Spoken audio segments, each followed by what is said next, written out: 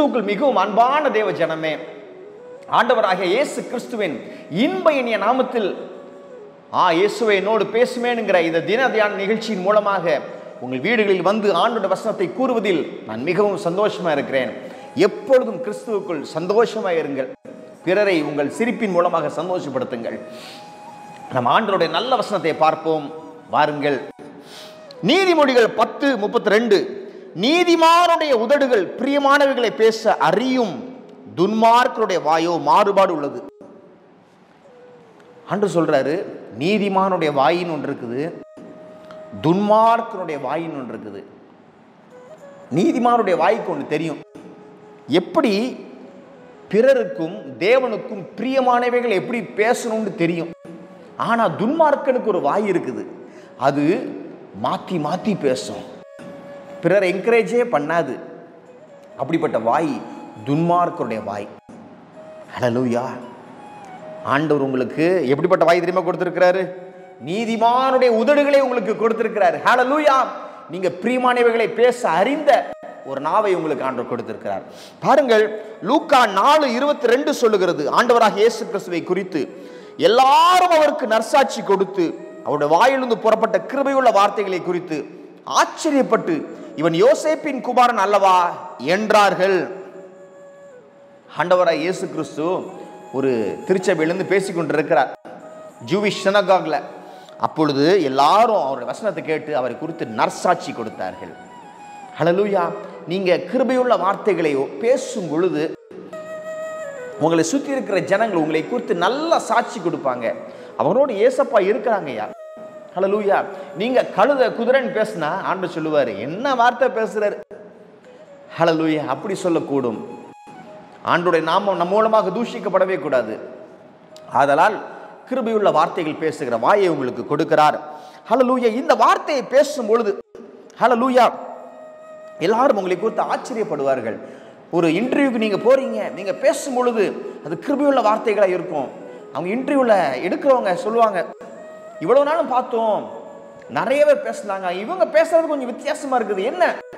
ஒரு அபிஷேகம் உங்களுக்குள்ள இருக்குது. நீங்க பேசும்பொழுது பிறர் அது கவரும்.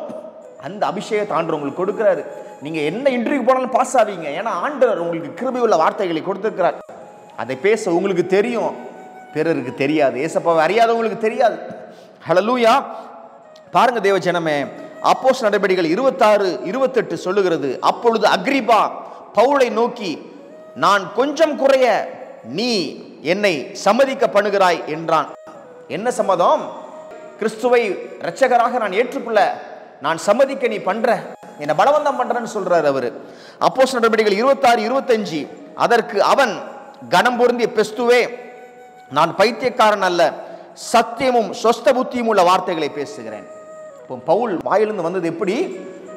சத்தியமுள்ள வார்த்தைகள், சொஸ்த புத்தி உள்ள வார்த்தைகள், பிறரை கெடுக்கிற வார்த்தைகள் அல்ல, சொஸ்த புத்தி உள்ள வார்த்தைகள், பொய்யான வார்த்தைகள் அல்ல, சத்தியமுள்ள வார்த்தைகள், பிறரை விடுதலை பண்ணுகிற வார்த்தைகள்.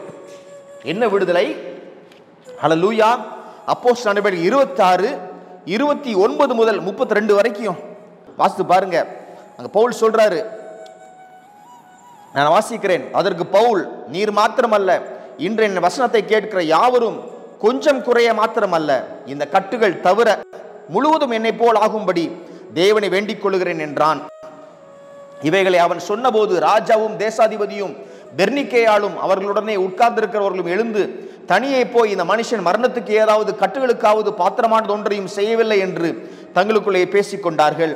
அக்ரிப்பா பெஸ்துவை நோக்கி, இந்த மனுஷன் ராயனுக்கு அபயமிடாதிருந்தானால் இவனை விடுதலை பண்ணலாகும் என்றான்.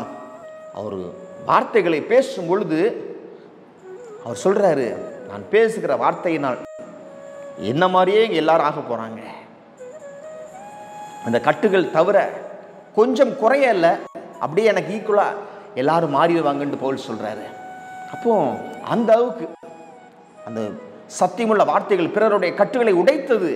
பிறருடைய கட்டுகள் மாத்திரமல்ல, இவருடைய கட்டுகளிலிருந்து விடுதலை ஆக்குவதற்கு அது ஏதுவா இருந்தது. அவங்க சொல்றாங்க, ராயனுக்கு மட்டும் அப்பீல் பண்ணல, இவனை நம்ம விடுதலை ஆக்கியிருக்கலாம் அப்படின்னு பவுலை பார்த்து சொல்றாங்க. ஹல்லேலூயா. உங்கள் சொஸ்தமுள்ள வார்த்தைகள் பிறருடைய கவனத்தை ஈர்க்கும். பிறர் உங்களை குறித்து நற்சாட்சி கூறுவாங்க. அது பிறருடைய கட்டுகளை உடைத்து இயேசு கிறிஸ்துவின் பக்கமாய் திருப்பி கொண்டு வரும். இயேசு கிறிஸ்துவை நான் ஏற்றுக்கொள்ள மாட்டேன்னு சொல்றவங்களும் அவங்களும் சம்மதிக்க பண்ணும் வண்ணமாய் உங்க வார்த்தைகள் இருக்கும். உங்கள் கட்டுகளை உடைக்கும் வண்ணமாய் உங்கள் வார்த்தைகள் இருக்கும். ஹல்லேலூயா. நாம் ஜெபிப்போம். வாருங்கள். ஆண்டவரே, இவங்க பேச தெரியாம இவ்வளவு நாள் பேசியிருப்பாங்கப்பா. ஆனால் இனிமேல் இருந்து இவங்க வாயிலிருந்து புறப்படுகிறது சத்தியமுள்ள வார்த்தைகளாக இருக்கட்டும். பிறருடைய கட்டுகளை உடைக்கிற வார்த்தைகளாக இருக்கட்டும்.